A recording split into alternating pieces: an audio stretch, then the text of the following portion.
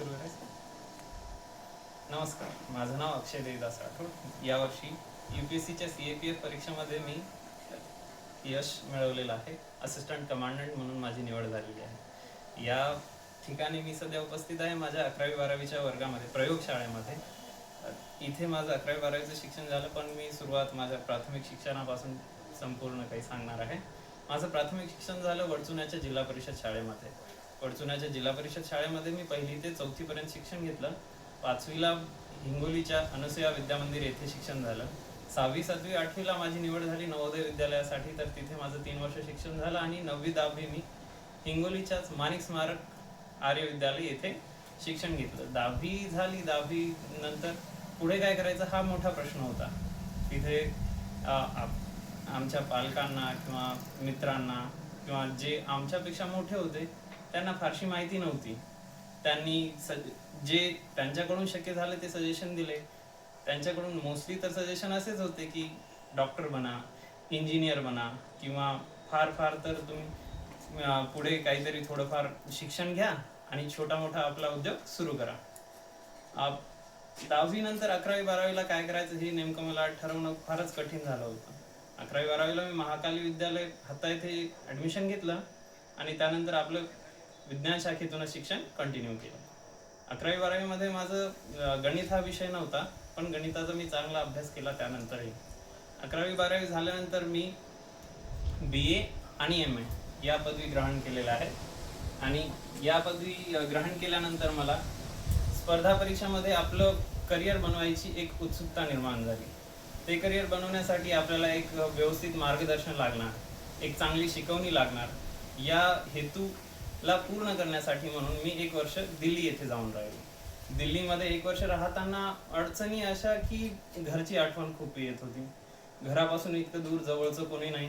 अशा वेळी पुन्हा पुन्हा आईची, वडिलांची, आपल्या बांधवांची यांची आठवण येणं, मित्रांची आठवण येणं साहजिक आहे. आणि अशामध्ये थोडं रमणं कठीण जात होतं. आणि दिल्ली शहर असं आहे की तिथे वातावरणाची खूप भीषण समस्या आहे आपल्या महाराष्ट्रापेक्षा.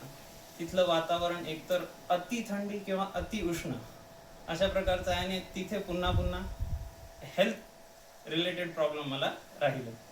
पण या सर्वांच्या दरम्यानही मला पुढे सातत्य ठेवण्याची जी प्रेरणा मिळाली, ती प्रेरणा मिळाली मला या जाणीवेतून की घरी असताना माझ्या आईच्या हाताला तव्यावर चटके बसत आहेत, किंवा माझा बाप 50-45 डिग्री तापमानातही उन्हाच्या झळा खात 1-1 तास अपडाऊन करत आहे.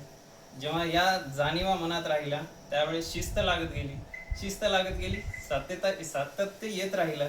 आणि या सातत्यातूनच काय आज ही जी मेहनतीचं फळ मिळालंय ते इथपर्यंत मी पोहोचू शकलो आहे.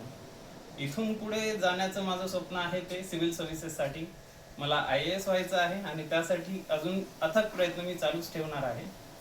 या इतक्या मोठ्या प्रवासामध्ये एक कविता आहे जी मला नेहमी प्रेरणादायी ठरली. या अगोदर ज्या मी एक्झाम दिला त्या एक्झाममध्ये जेव्हा मला फेल्युअर पत्करावं लागलं, हार पत्करावी लागली, त्यावेळी ही कविता मला नेहमी उत्साहित करत राहिली. कवितेचे कवी आहेत शिवमंगल सिंह सुमन आणि कवितेचं टायटल आहे वरदान नहीं मांगूंगा. मी 1-2 ओळी सांगेन. यह हार एक विराम है, जीवन महासंग्राम है, तिल तिल मिटूंगा लेकिन दया की भीख में लूंगा नहीं, वरदान मांगूंगा नहीं. स्मृति सुखद प्रहरों के लिए, अपने खंडहरों के लिए, यह जान लो मैं विश्व की संपत्ति चाहूंगा नहीं, वरदान मांगूंगा नहीं. क्या हार में क्या जीत में, क्या हार में क्या जीत में, किंचित नहीं भयभीत में. संघर्ष पथ पर जो मिले यह भी सही, वह भी सही, वरदान मांगूंगा. धन्यवाद.